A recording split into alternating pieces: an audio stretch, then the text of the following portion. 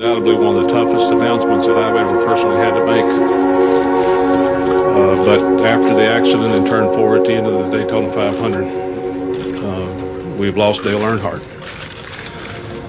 We're going to do what Dale would want us to do, and that's race this week. We're going to run Kevin Harvick in a number 29 white Goodwrench car. To put Kevin Harvick in that car, I called Bobby Hutchins and said, have Kevin at the shop tonight. We're going to go to Rockingham. We're going to race. I want to put Kevin in the car. I don't remember the exact day, and it was late. Kevin got a call to come to the shop for a meeting.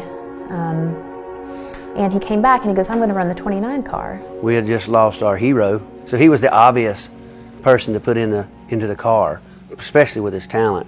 And you know, just knowing the pressure that was going to put on him. None of us knew we were going to lose Dale, and all of a sudden it was dumped on him at his age, and to carry the load and the fans and the emotion. Are you ready for this race? You know, more than anything, there were, I think, 400 employees at the company, and he just didn't want to let anybody down, and that was a lot for him to sort of try to internalize. Me and him both were going through that season dealing with a lot of things that we really didn't want to have to deal with in our lives.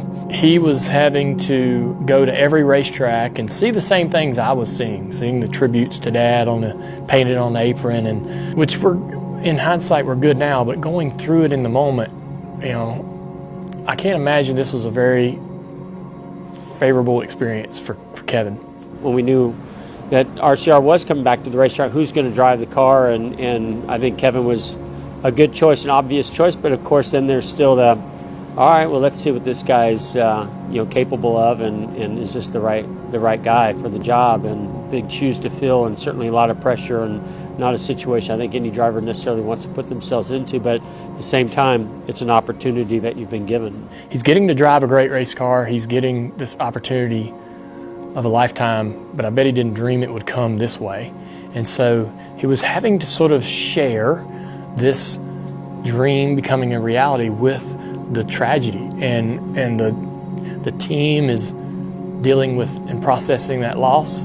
The team members that he's with are all going through that. He cares a lot about this sport. He cares a lot about the younger drivers coming up and trying to teach them just the right way to go about handling everything. And because he's made a lot of mistakes, right? He's learned from his mistakes, which I think has been a really interesting process to follow. I would hope people would think about Kevin that he loves the sport.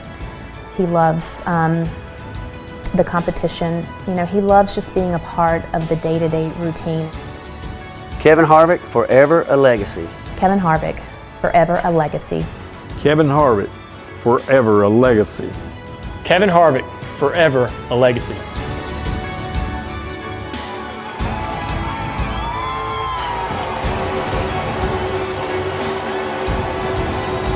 Awesome job, guys. Awesome job. That was awesome.